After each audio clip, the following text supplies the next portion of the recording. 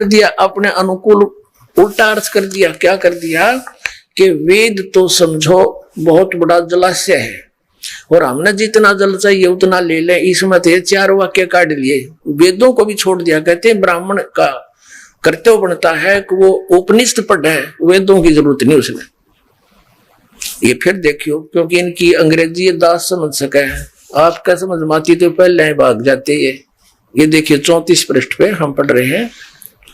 ये है गीता अध्याय 2 का 46। पहले तो ये आपको दिखाऊंगा जो पेटा भरेगा ना, इनकी घनी कसूती धाक जम रही है जनता पे। अकेले विद्वान में पढ़े थे, ये केवल भाषा जाने थे संस्कृत, और थारण के पास खक अध्यात्म ज्ञान थे, शून्य था इनका। देखिएगा श्रीमद् भगवत गीता, गीता प्रेस गोरखपुर से प्रकाशित है, जयदयाल गोविंद का इसके अनुवादक है। ये देखिएगा अध्याय नंबर 2 का और श्लोक नंबर आपको 46 दिखाते हैं। ये है अध्याय 2 श्रीमद् भगवत गीता और श्लोक नंबर 46। सब ओर से परिपूर्ण जलाशय की प्राप्त हो जाने पर छोटे जलाशय में जितना प्रयोजन रह जाता है, ब्रह्म को तत्व से जानने वाले ब्राह्मण का समस्त वेदों में उतना ही प्रयोजन रह जाता है। अब गीता तो क्या बता रही है पवित्र ग्रंथ कि जैसे बहुत बड़े जलाशय की प्राप्ति के उपरांत छोटे जलाशय में जैसा आस्था रह जाती है, जैसे एक छोटा जलाशय होता है जिसमें ये पता है कि 1 वर्ष वर्षा ना हुई तो वो जल सूख जाए उसका, और उस पर आश्रित जितने मानव प्राणी है वो भी दुख का सामना करेंगे, वो भी साथ नष्ट हो जाएंगे। और उन व्यक्तियों को कोई बहुत बड़ा जलाशय मिल जाए जिसको 10 वर्ष वर्षा ना हो तो भी जलना समाप्त हो, कहते हैं फिर उस छोटे जलाशय में जैसी श्रद्धा रह जाती है, ऐसे ही पूर्ण परमात्मा के तत्व ज्ञान की प्राप्ति के बाद अन्य ज्ञानों में जैसी आस्था रह जाती है। यानी अंडरस्टूड है, जिसने ऐसा जलाशय मिल गया 10 वर्ष वर्षा ना हो तो अभी जल समाप्त नहीं हो तो तुरंत त्याग कर उसको तुरंत पहुंच जाएगा वहां पर। तो इसी प्रकार गीता जी तो ये कहते हैं कि उस बड़े जलाशय की प्राप्ति के बाद छोटे जलाशय छोड़ दे। और इन्होंने क्या किया है, अपने उल्लू सीधा करने के लिए घुमा दिया कि जैसे बहुत बड़े जलाशय में बहुत गुना जल होता है, हमने जितना चाहिए उतना ले लें बस। और फिर क्या प्रमाण दिया है कि ब्राह्मण को चाहिए केवल उपनिषद पढ़े, वेदों के चक्कर में नहीं पढ़े। देख फिर देखिए, ये पुस्तक है मठामने महानुशासनम, ये भी आपको दिखाई थी। इसके 34 पृष्ठ पर देखिएगा, ये है गीता का श्लोक। अभी आपने देखा, इसकी संस्कृत भी दिखाई दो कि ना समझ में आओ जल्दी, ये महात्मा हटे नहीं गया आपकी, इन्होंने हमें मूर्ख गणा बना दिया। ये देखिए गीता जी, ये वही श्रीमद् भगवत गीता और इसलिए दूसरा अध्याय नंबर 2 का और श्लोक नंबर अब ये 46 है। ये संस्कृत भी देख लो इसकी, ये 2 की 9 है। यवनारात उद्पाने सर्वत है समलू तोप के, ये 9 का 9 है। ये आप देख लो, इसने पढ़ेगा मनता गणी पढ़नी नहीं आती, सैन्यों का 9।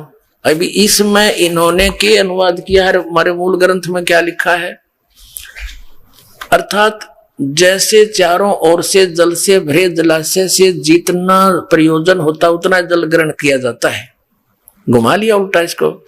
और जिस प्रकार पूर्ण वेदों के होने पर भी उक्त वेदों के उतने ही भाग अर्थात उपनिषद को ग्रहण करना ज्ञानी ब्राह्मण का प्रयोजन होना चाहिए। अब गाड़ दिया उल्टा खुटा। इनका कहने का भाव ये है कि हमने उपनिषदों को पढ़ना चाहिए, वेदों में सिर माथा नहीं मारना चाहिए। इसलिए इन शंकराचार्यों ने वेदों को रखा सुरक्षित, सीने से लगाकर एक वेद को। लेकिन ये पढ़ते रहे उपनिषद। उपनिषद क्या है, जैसे मांडुक के उपनिषद है। अब मांडुक नाम के एक ऋषि थे, उन्होंने जैसा वेदों को समझा, फिर अपना अनुभव किया साधना करके, जो उसका अनुभव था उसने लिख दिया उसमें। वो मांडुक्य उपनिषद हो गया।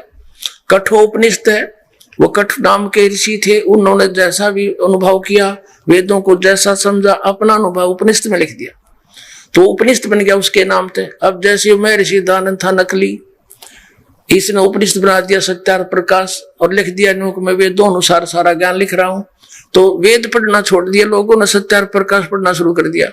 अभी तो शुक्र है समय पर इसकी पोल खुल गई, ना तो ये उपनिषद में आ जाता कुछ दिनों के बाद।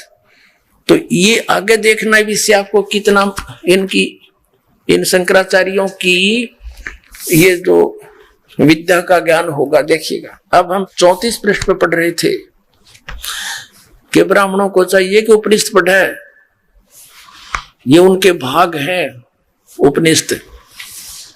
अब 35 पे क्या बताया इन्होंने, शारदा द्वारका पीठ के बारे में हम पढ़ रहे हैं। इसका महावाक्य है तत्वमसि, तत्वमसि, जिसका उल्लेख सामवेद अंतर्गत एक छांदोग्य उपनिषद है, छांदोग्य उपनिषद है, उसके 6 का 8वां अध्याय 6 का 8वां श्लोक है। ये इस उपनिषद से ले रखा। छंदोग्य उपनिषद क्या, तत्वमसि, यह जीवात्मा और परमात्मा के अभेद का बोध कराता है। यानी तत्वमसि का अर्थ है परमात्मा ही जीवात्मा है, जीवात्मा ही परमात्मा, ये भेद कराता है। यह सरलार्थ भी किया है कि जो तत्वमसि है, इस 3 पदात्मक महावाक्य रूपी त्रिवेणी संगम में तीर्थ की भावना से स्नान करता है जो व्यक्ति, अर्थात तत्वम पदों का शोधन करके महावाक्य के लक्ष्य अर्थ के चिंतन में तल्लीन रहता है, उसे तीर्थ नाम से कहा जाता। तत्वमसि यानी ये जीव ही ब्रह्म है, आत्मा और परमात्मा के अभेद का बोध कराता है। आगे देखो, अब आपको दिखाते हैं गोवर्धन मठ आमनाए, गोवर्धनपुरी। यहां देखिएगा, इसका क्षेत्र पुरुषोत्तम है, भगवान जगन्नाथ इसके देवता है और देवी विमला है, ठीक है। और इसका महावाक्य क्या है, यहां का महावाक्य प्रज्ञानम ब्रह्म, ये ऐत्रेय उपनिषद का अध्याय 5 का 3रा मंत्र है, उपनिषद से ले रखे इन्होंने, ये ऐत्रेय उपनिषद से ले रखे, ये ऐत्रेय उपनिषद लिखा हुआ स्पष्ट। इनके भगवान भी न्यारे न्यारे, इनकी देवी भी न्यारी न्यारी, और इनके मंत्र भी न्यारे न्यारे। ये कहाँ से है, यहाँ पर ऋग्वेद का पाठ होता है, यहाँ के नाम ऋग्वेद का ही पठन होता है ओनली।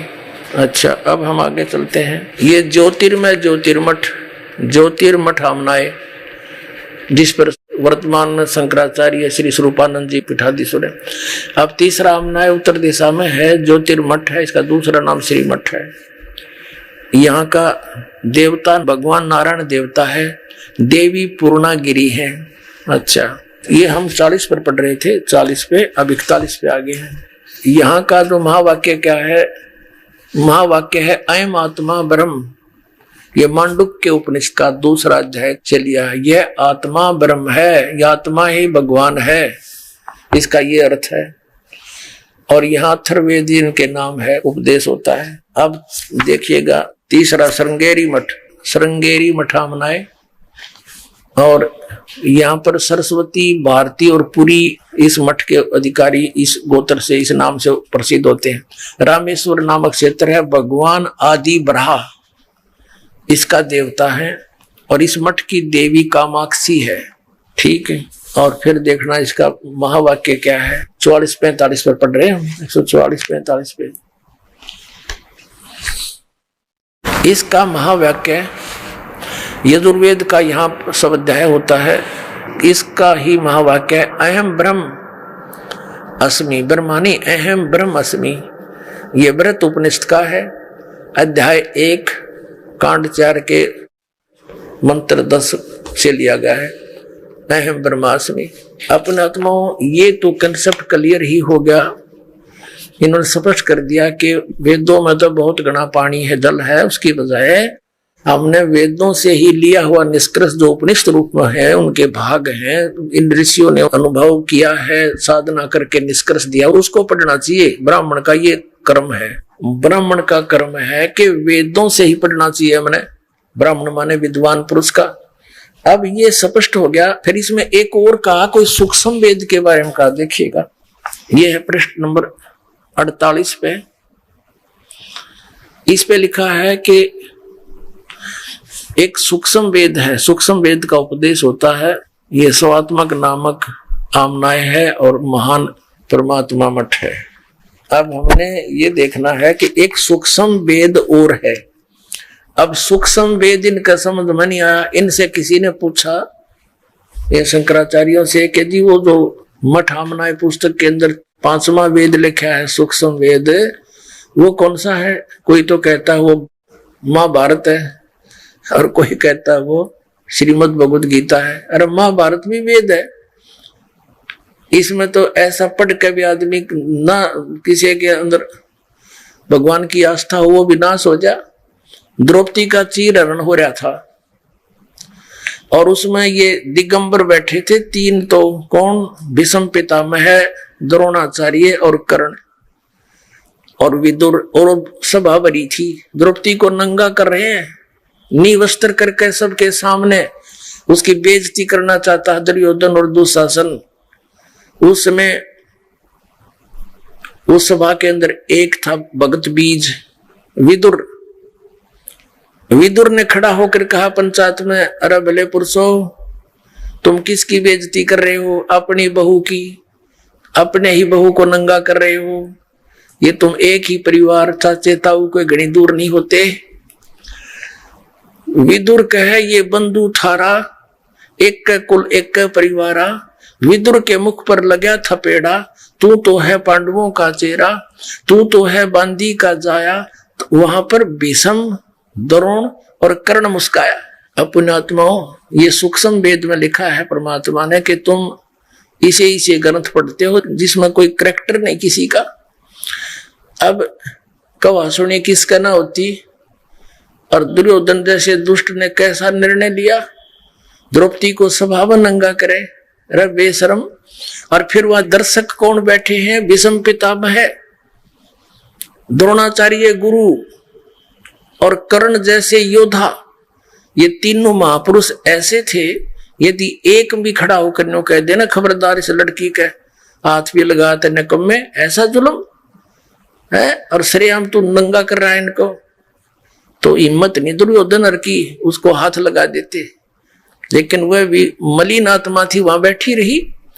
एक भगत बीच साथ विदुर खड़ा हुआ और कहने लगा, अरे भाई क्या कर रहे हो तुम? विदुर कहे, ये बंधु थारा, आपका भाईचारा है, एक कुल एक परिवार। इस निर्णायक बात करने से दुशासन ने थप्पड़ मारा अपने चाचा के, विदुर के, और कहा कि तू तो है पांडवों का चेहरा। विदुर के मुख पर लगा थपेड़ा, तू तो है पांडवों का चेहरा। इनका चमचा है, इनने की और बोलता है हमेशा।